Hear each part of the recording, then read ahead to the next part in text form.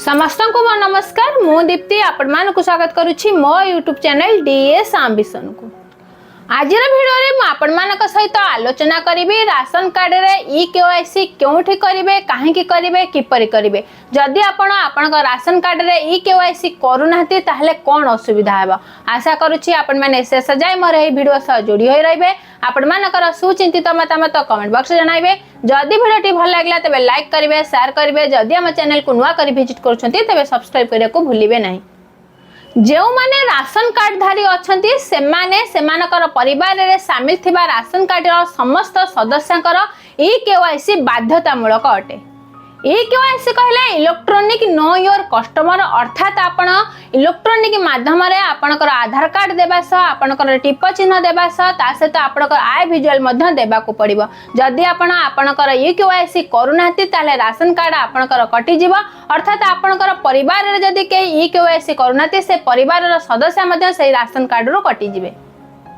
अर्थात ration card रे थिबा समस्त सदस्य मानकर ई केवाईसी कार्य आधार संयोगीकरण द्वारा ऑनलाइन माध्यम रे ईपीओएस मशीन बा जहा को हम इलेक्ट्रॉनिक पॉस मशीन बोली कहउचंती सेही माध्यम रे करा जिवो। यही ई केवाईसी कार्य हम राज्य रा प्रत्येक जिल्ला रे 22/8/2024 रु आरंभ होई 25/9/2024 पर्यंत चालू रहइबो।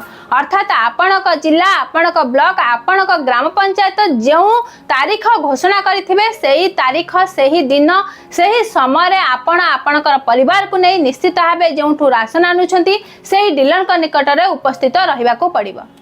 अर्थात आपनक पई जेउ तारीख बा दिन धार्य करा जायथिबो त सेही तारीख बा दिन रे आपण आपनकर सदस्य मानको आपनक आधार कार्ड समस्तकर नै सेठारे उपस्थित रही निश्चित भाबे ईपीओएस मशीन माध्यम रे आपनकर आधार कार्ड को वेरीफाई करया पड़िबो। आपनकर टिप चिन्ह सेही मशीन ले देबा को पड़िबो ता सहित आय विजुअल मध्य करबा को पड़ी पारे।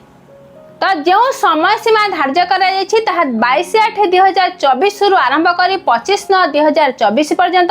तो एई जो समय रहला एई समय मध्य रे आपण मानकर जिला बा आपण मानकर ब्लॉक धार्य करबो केउ तारीख रे केउ पंचायत रे केबे केउ समय रे करा जिवो। तो आपण निश्चित भाबे आपनकर जो डीलर अछंती तांको सह कांटेक्ट रे रही आपण एही कार्य को संपूर्ण भाबे निहाती करबा आवश्यक।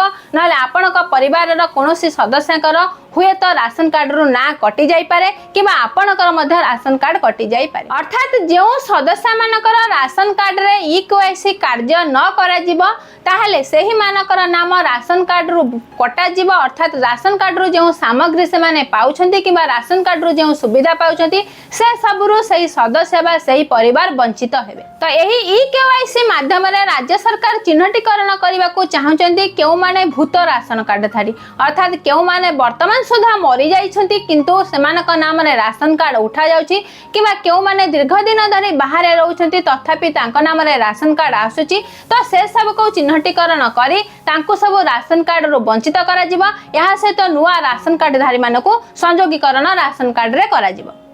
तेणु निश्चित भावे आपण जेउठु राशन कार्ड अनुछंती तो आपनकर डीलर हेउ बा सब डीलर हेउ सेठारे को जाई 22/8/2024 रु 25/9/2024 पर्यंत जो तारीख दिन धार्य करा जायछि तो से समय रे आपनक परिवार सह उपस्थित रही आधार कार्ड नाही निश्चित भावे ई केवाईसी करंतु। जदि आपण राशन कार्ड पाइबा को उपयुक्त नाहंती तथापि राशन कार्ड पाउछंती तले निश्चित भावे से राशन कार्ड रु मध्य आपनकर नाम को बाद दियंतु।